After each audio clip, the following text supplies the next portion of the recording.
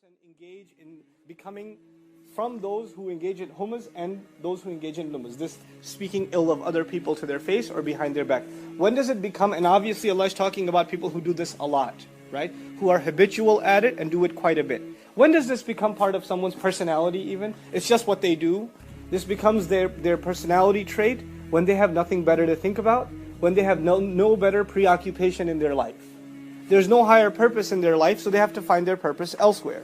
You know what happens a lot of times, and there are even entire like novels and TV shows, and entire like genre of literature dedicated to this. When people have nothing better to do, they end up being overly concerned with each other. Now, as actually Imam Razi put it, is two interesting comments. One of them, that the Muslims have fallen into a deteriorated culture, where three of them or four of, let's say four people, Muslims, are having lunch together. They're talking about the fifth one who's not here. And they're going off, because he didn't show up for lunch, they figure this is the time to just go off on the guy and just rip him to shreds, right? And then one of the four, says, oh, I gotta go. I have a meeting. So he goes, now there are three left. Guess what those three are gonna do now? They start on number four. Yeah, he's a good guy, but let me tell you. And then they start on him. And even worse sometimes, he doesn't even have to leave for you, the three of you, to gang up on him on the dinner table and humiliate him among you. And you say, we're just kidding. You get it. We're just kidding, right? We're just kidding. And this idea of it's not a big deal of humiliating someone because it's just among friends. Well, who's going to do that? Enemies are not going to do that. And you're not going to have that done to you like at the train station or at the office. It's really going to happen to you among friends. This is where it happens, and it happens a lot. The Mufassir comments, he says, all of this is included in Allah's scolding and what Allah forbade. In other words, Allah said two things, humaza and lumaza, just two things. But then the Mufassirun made a whole long list of what kind of people would fit under this description. This is not just two people, these are many, many behaviors that are captured inside two words. And at the end of that paragraph, he basically says, for example, in Tafsir Kabir, he says, Fakhruddin al-Razi says, Kullu dhalika dakhil. All of that, all of the things I have described to you. Actually, when I was reading it, he had like 4 pages on it. Just 4 pages on the kinds of behavior that is included inside humaza and lumaza. That one, did you know what they did? Or what kind of car they drive? Or I heard this happened or that happened. And constant gossiping among neighbors, among, or people within the same social circle. Did you see what she was wearing that other day? Oh my God. Where did they buy their clothes from? This kind of unnecessary talk is considered included in humas and lumas. And when does this talk happen again? When a person isn't concerned with higher things. And their mind has to be filled with other concerns. Actually, I think it's Mufti Muhammad Shafi, he quoted an Urdu poem in describing this attitude of a person of weak character who fails to see their own weakness, and the only way they can find to cover their own weakness is to constantly find weakness in others. That's the best way they can cover up their own weakness. So he wrote, I'm just going to cite one part of the Urdu poem, don't get too happy. Auron ki azmat kya jane, kam zaf jo insa hote hain. What that basically means is, how those who are low of character themselves, how can they ever appreciate the goodness of others? All they see in others are flaws. When a person, all they see in others is flaws, either to their face or behind their back, you know what that means? They themselves are of a low character. They don't see the good in people, they only see the flaws in people. And that doesn't speak of the other more than it does of their own selves. May Allah protect us from such attitudes. We'll go straight to the comments of a great linguistic mufassir, Az-Zamakhshari, who wrote the book Al-Kashaf. He says, Al-Humaz al-Kasr.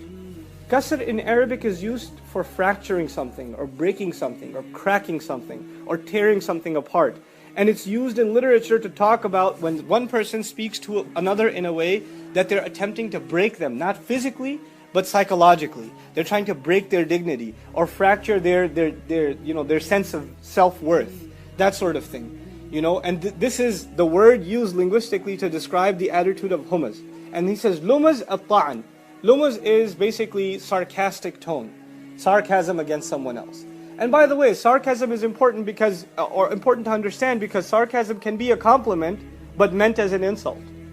So you could say to someone, you're such a genius. But what you're really saying is you're so stupid, right? And you say, why would you talk to me like that? No, I'm saying you're a genius, right? And so they feel like, no, they didn't do anything wrong and they can cover their tracks, but really Allah Azza wa Jalla knows what was meant by them when they said it. And more often than not, the person they are insulting or being sarcastic against also knows. And it's also recorded in their heart. وَنَحْوُهُمَا, and something very similar for you to understand, al-la'na wal-dhahika, meaning cursing someone and laughing at someone, would be included according to Zamakhshari inside humaza. Cursing someone, meaning using foul language against someone, that's al-la'na.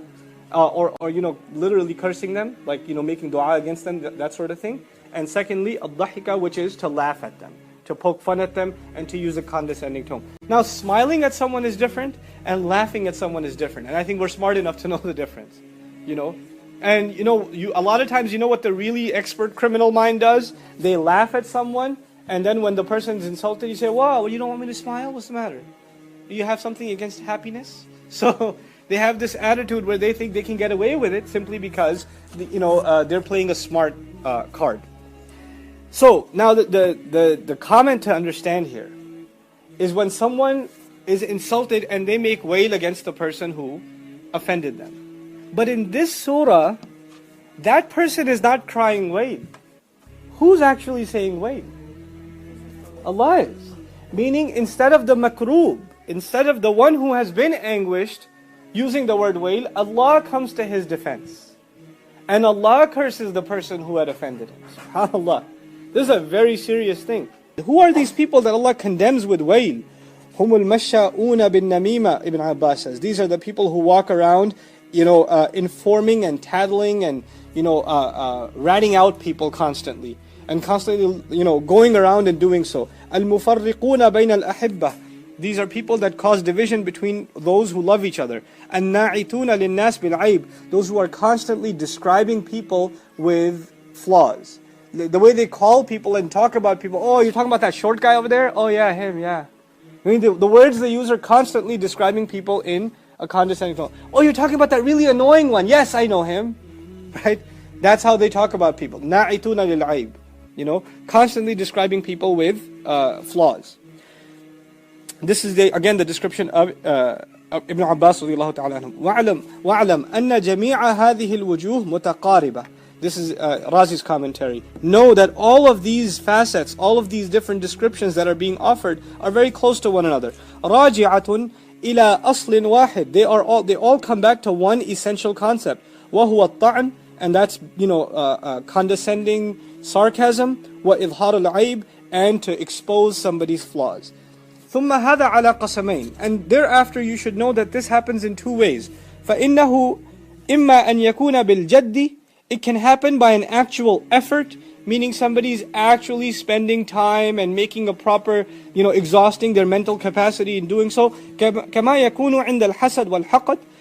The way it happens in jealousy, hasad, the jealousy that is meant to harm someone, and also haqad, which is animosity. وإما أن يكون بالهزل. And it can also happen playfully. In other words, a person doesn't actually have evil intent to become hammaz and lammaz, as you will, or humaza or lumaza, but they just do it kind of jokingly, haphazardly, casually. كما يكون عند السخرية والإضحاك, as it happens when you're just making jokes or laughing around. إما أن يكون في أمر يتعلق بالدين. He says another way of looking at it is, it can happen in any matter that has to do with the religion. In other words, you're poking fun at somebody's religious behavior, religious appearance, religious knowledge, etc., etc. And one of the side things to note, the scholars comment on this very sensitively. Like, nowadays it's become, we're living in strange times. The vast majority of Muslims don't act or look very Muslim at all. So those that are trying to hold on to even some remnant of the religion, maybe in their appearance, in their speech, in their social circles, etc., etc., if they even show some reflection of religion, you automatically become the object of ridicule within certain Muslim circles. You are the object of ridicule, not by those who disbelieve, but by those who apparently believe. And when that happens, and somebody, for example, casually says, oh, that guy with the extra long beard, and then somebody making fun of somebody's beard, or somebody's making fun of somebody's hijab or jilbab or something like that. Understand that when you're making fun of someone's beard, you are making fun not of the beard, but of something that mimics the Messenger of Allah sallallahu alaihi wasallam. That's not a light matter.